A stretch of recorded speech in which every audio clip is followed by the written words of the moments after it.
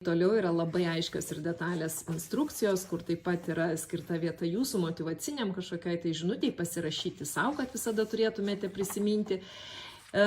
Kaip naudotis Planuokis knyga, taip pat jau 2002 metų apžvalga, tikslai, išsikėlimai, svajojimai skirti, nes be tikslų neįmanoma planuoti laiko.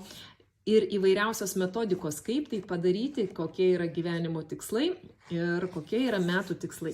Taip pat yra tikslams sukurtas minčių žemėlapis ar kitaip vadinamas mind mappingas, kad jūs galėtumėte savo išsigryninti ir susidėlioti savo išsikeltus tikslus į labai detalius veiksmus.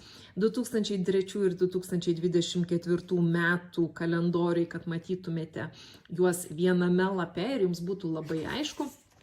Ir taip pat 2023 metai visi viename lape, kuriame jūs labai aiškiai galite susižymėti ir matyti, kada jūs atostogaujate, kada jūs kur keliaujate, kada koks svarbus susitikimas.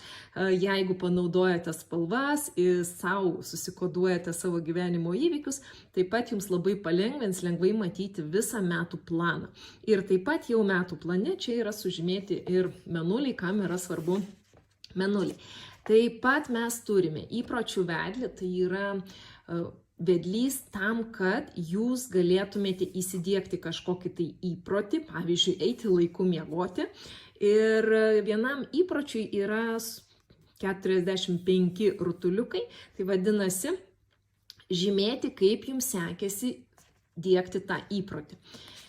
Taip, ir toliau einame į struktūrą, tai kiekvienas mėnesis jisai turi savo struktūrą, kad yra labai aiškiai matomas mėnesio planas, kuriame jūs matote ir šventes, kurios yra, ir mėnuliai, kurie yra, ir taip pat kitame puslapyje jums aiškiai sudėlioti, kad viskas matytųsi viename, tai yra mėnesio prioritetai tiek asmeniniai, tiek darbo ar mokslo ir užduotis ar tikslai, kuriuos jūs norite tą mėnesį pasiekti. Jie taip pat išskirti į asmeninius ir darbo ir į skubius, svarbius, neskubius, kad jūs tiesiog savo labai aiškiai išsigrynintumėte prioritetus. Taip pat mes savaitę planuojame taip, kad jūs matytumėte ją visą viename lape, nes tai labai aiškiai padeda matyti struktūrą ir savo užimtumą.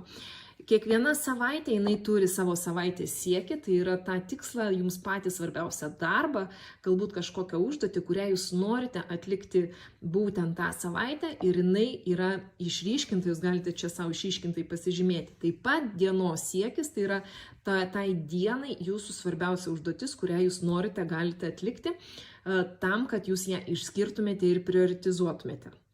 Kiekviena savaitė jinai turi savo savaitės užduotį ir savo savaitės citatą jūsų įkvėpimui ir jūsų saviugdai. Taip pat mes turime ir pažymėtus mėnulius, ir šventes, ir vietą skirtą jūsų pasidžiaugimams bei dėkojimams, tam, kad jūs sąmoningai galėtumėte reflektuoti savo ir dėkoti už tai, kas įvyko gero jūsų gyvenime. Taip pat sąmoningumui jūsų skirtas pasižymėti ir priminimas, kiek vandens jūs išgėrėte per tą dieną, ar kiek miegui laiko jūs skyrėte, nes jūs puikiai suprantate, kad jūsų miego kokybė labai tiesiogiai turi įtakos jūsų darbo efektyvumui ir produktyvumui. Asmeninės užduotis ir darbo užduotis čia yra taip, kad jūs pasirašytumėte ne rašinėliais, o tiesiog savo kodiniais pavadinimais. Ir labai lengvai galėtumėte tą sąrašą užpaukščiuoti, kai darbas atliktas. Kiekvienas mėnesis jisai turi savo apžvalgą, tai yra savo refleksiją, kur jūs vėlgi patys pereinate ir pasižiūrite, kokie įvykiai buvo kiekvienoje iš jūsų tikslų išsikeltų srityje. Ir tai, klausimai, kurie jums padeda toliau atsakyti savo į klausimus, kur jūs strigote, kas jums sekėsi, kas pasisekė, kas keitėsi, o galbūt kažkoks tikslas, kuris keičiasi. Yra ir kurį reikia patobulinti.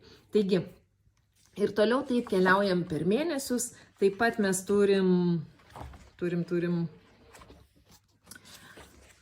pusmečio apžvalgą, nes, kaip žinia, tikslai yra linkę koreguotis ir kartais mūsų gyvenime įvyksta ne tai, kaip mes esam sumatę, bet taip, kaip einasi. Tai tam, kad tai nebūtų išsikelti tikslai ir tiesiog jie liktų tikslais, mes darom po pusmečio apžvalgą tam, kad susikalibruoti ir pasitikslinti, nes kai kurie tikslai gali atkristi, o prisidėti nauji.